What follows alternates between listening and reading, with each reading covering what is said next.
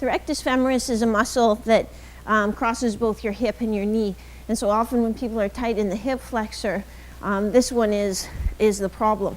So what we want to do is put the hip in a bit of extension, but then also flex the knee so that we're stretching that rectus femoris from both sides. So here I am in my tall half kneeling hip flexor stretch, and then I'm just going to reach back and bring my heel up towards my bum. I'm going to show you what it looks like from the side. So here I am in my half kneeling hip flexor stretch. Notice I'm not coming way far forward and putting extension through my lumbar spine. I'm staying tall, kind of tucking my bum underneath a little bit, and then now I'm bringing my heel towards my bum, and I feel that a little more in my thigh. I'm staying up nice and tall. If you're really tight, you may have to stay leaned forward a little bit to keep your low back in a neutral position. I don't want it really hyperextended. And for those of you who are tight there, which is about 90% of you, that's what you're going to want to do or have to do just to get in that position.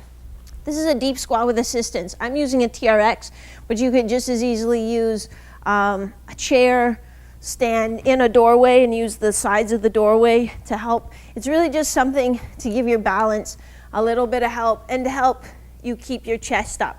So you're trying to drop right down into a low squat, of course, if you have the mobility in your knees and hips to let you do that. And then instead of being here kind of in a slouchy position, I want to use these straps to help pull my chest up. And I'm going to hold that for the required amount of time. And then I'll come straight up out of the bottom. So when I come out of the bottom, I don't want to tilt forward and then come up. I really want to just come straight up out of the bottom. The reason we do that assisted deep squat is because we all started out with a squat pattern. As if you watch a little baby, they sort of crawl and then they get into this position and then they see what havoc they can wreak on their outside surroundings and away they go and they stand and they're off. So we lose that pattern, mostly because we sit in chairs all day long and we don't really have a need to get in that pattern, so our body kind of buries it, but it's in there.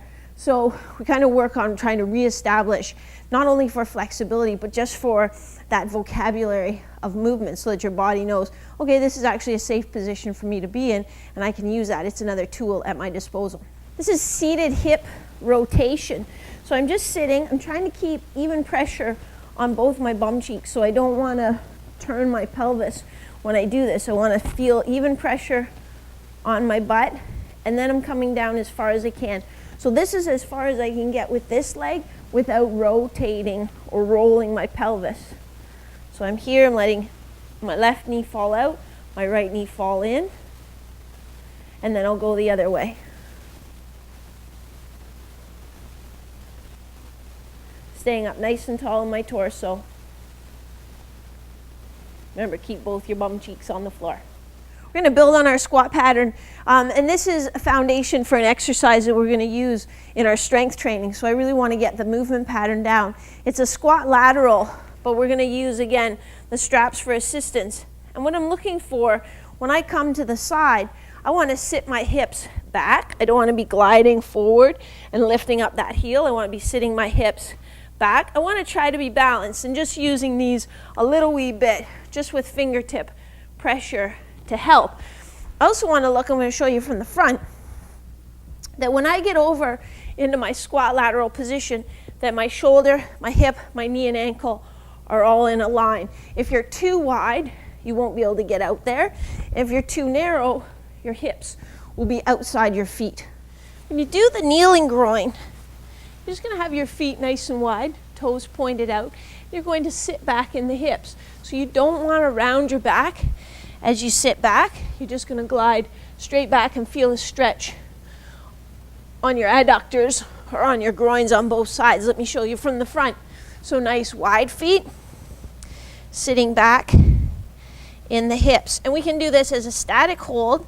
We can also do it as a little dynamic stretch where we rock back as far as we can without rounding our back, and then come forward again.